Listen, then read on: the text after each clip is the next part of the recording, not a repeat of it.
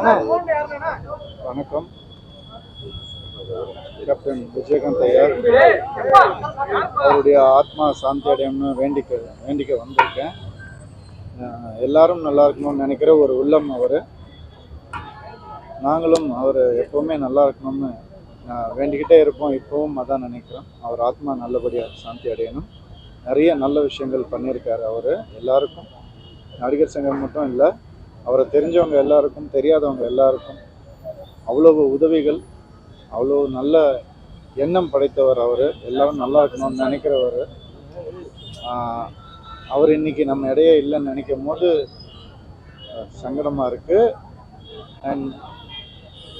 ஆனால் அவர் செஞ்ச நிறைய நல்ல விஷயங்கள் இன்னும் அவங்களுடைய குடும்பத்தில் இருக்கிற எல்லாருமே அதை கண்டினியூ பண்ணிகிட்ருக்காங்க.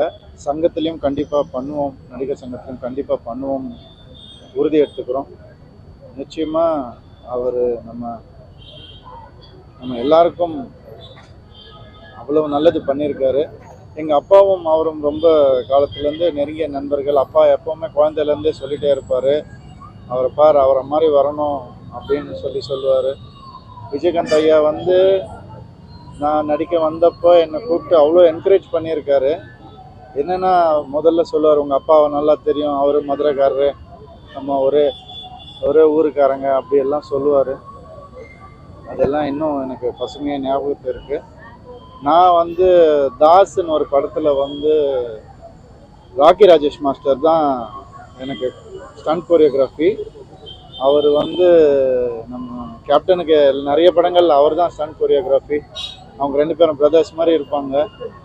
அவர் ஒரே நாள் எனக்கும் கேப்டன் ஐயாவுக்கும் ஒரே நாளில் ஷூட்டிங் இருந்தது, ஒரே லொக்கேஷனில். நான் மரியாதையாக போய் அவரை பார்க்கணும், ஆசீர்வாதம் வாங்கிக்கணும்னு போய் ஆசீர்வாதம் வாங்கினேன். அன்றைக்கி சொன்னார், ராக்கி சொல்லிச்சுப்பா, நம்மளை மாதிரியே கிக்கெல்லாம் நல்லா பண்ணுறியாமே, கால் நல்லா தூக்கி அடிக்கிறியாமே, இந்த வால் ஜம்ப் கிக்கெல்லாம் நல்லா பண்ணுறியாமேன்னு சொல்லி கூடயே உட்கார வச்சு ஒவ்வொன்றா சொல்லி கொடுத்தாரு எனக்கு.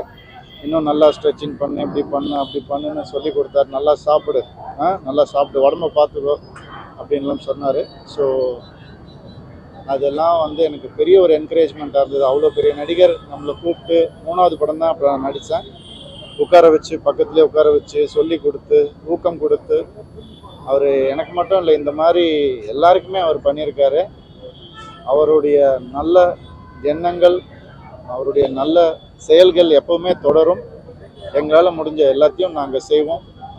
அந்த நல்வழி பாதையில் போகணுன்ற ஆசை எங்களுக்கு எல்லாருக்குமே இருக்கு. நடிகர் சங்க கட்டளத்துக்கு கேப்டன் பேர் தான் வைக்கணுங்கிறது பல பேரோட கோரிக்கை. அதை பற்றி எனக்கு ரொம்ப சந்தோஷம் தாங்க அப்படி வச்சா. அதுதான் நியாயமாகவும் இருக்குன்னு எனக்கு படுது. பட் எல்லாரும் சேர்ந்து பேசி முடிவு எடுக்கணும். பாதகம் செய்பவரை கண்டால் நாம் பயங்கொள்ளலாகாது பாப்பா, மோதி மிதித்து விடு பாப்பா, அவர் முகத்தில் உமிழ்ந்து விடு பாப்பா. அண்மை செய்திகளை உடனுக்குடன் தெரிந்து கொள்ள இணைந்திருங்கள் இயம்நாடு தொலைக்காட்சியுடன்.